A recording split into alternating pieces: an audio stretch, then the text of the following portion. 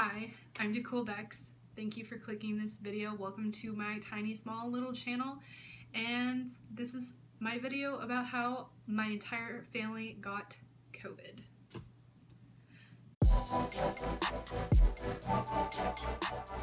I'm already sorry about the lighting. Like the video if you enjoy it or find it interesting or helpful in any way. If you want to see more of my videos, then make sure to subscribe, and here we go. I actually have quite a few videos, so I'm gonna show a few of those as I talk. I started showing symptoms on really late Thursday night, early morning Friday. I knew that something was wrong. It's so weird because I didn't know that I had COVID, and my brain was already thinking worst case scenario, which if you know me at all, I always think worst case scenario. So I'm really hoping that everything's okay, and I'm just gonna keep laying in bed and watching movies and trying to stay positive and just praying for my mom. So I've said this in a previous video, but my mom has cancer, so I wanted to just make sure that I stayed in my room, stayed away from my mom, tried not to touch anything, go anywhere, because that was just my biggest concern. And later that evening, my mom started feeling sick and showing symptoms, and she was laying in her bed. The next morning, Sunday, has to go to the hospital. My dad drove her and took her to the University of Chicago, which is where she gets her treatment. It was just really scary and horrible because I just blamed myself. I'm just hoping that everything's okay, and I'm trying not to blame myself.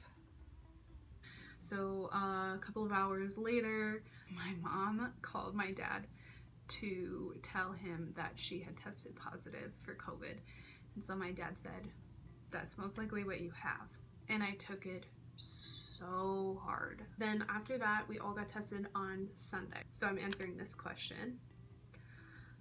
Okay, so we pull up to this testing center. So my dad got the test first, so I remember watching. The swab was this big, and they were sticking that up his nose, and it got to the point where there was like maybe this much in the person's hand. So then that whole piece was up your nose. Where it goes, I don't know. So the guy comes up to me for testing, and he tells me he's gonna put it up each nostril, which was my dad. They didn't do that. They put it up my nostril, and I was shocked how far it went up my nose. I felt like they put the whole thing in. I don't have a far distance from my nose to my forehead, longer than that, so I was so confused where it went. And then they just, the second one in this nostril hurt. It actually hurt. Then once they're done, they give you a tissue. You automatically think that there's gonna be so much blood coming out from your nose. It feels like they punctured 7 walls of your nose or something. There was not even snot, blood, anything. That was my experience with the testing.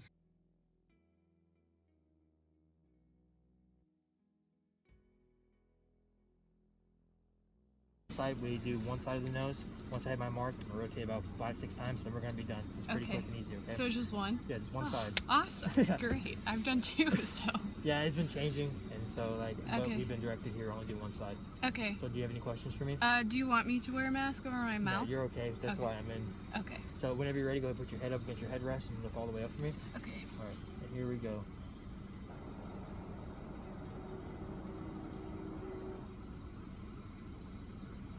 All right, we're all done. Okay, thank you. All right, one last time.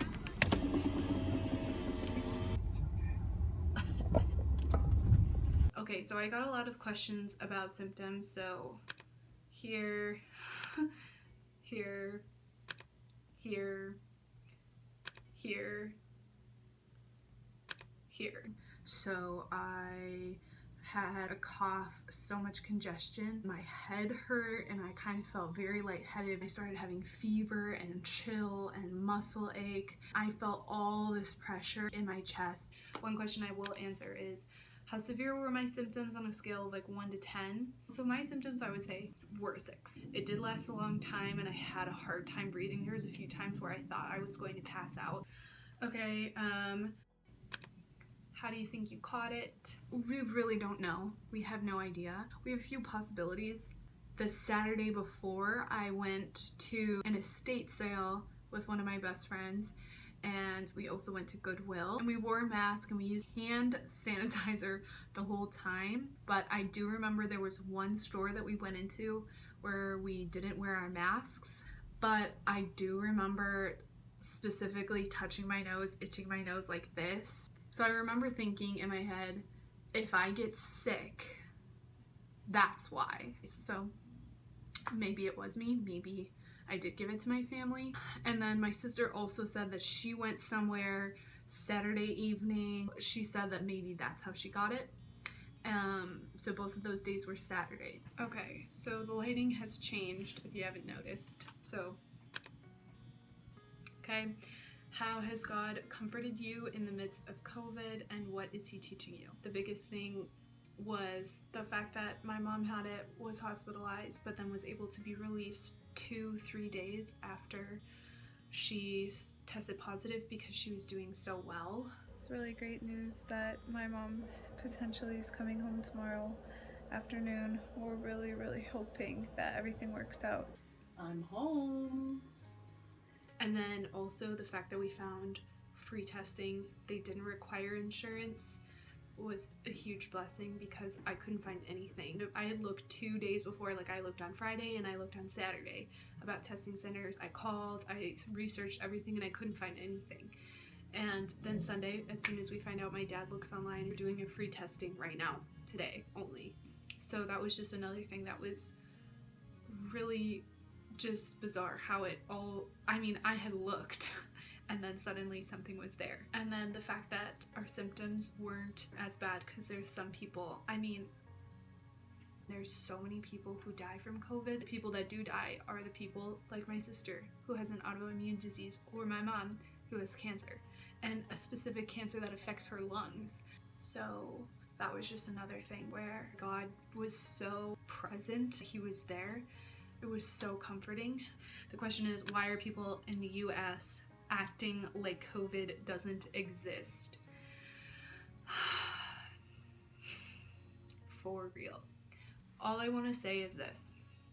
The government choosing to reopen things, even though it was slowly, phase 1, phase 2, phase 3, all of these phases, okay?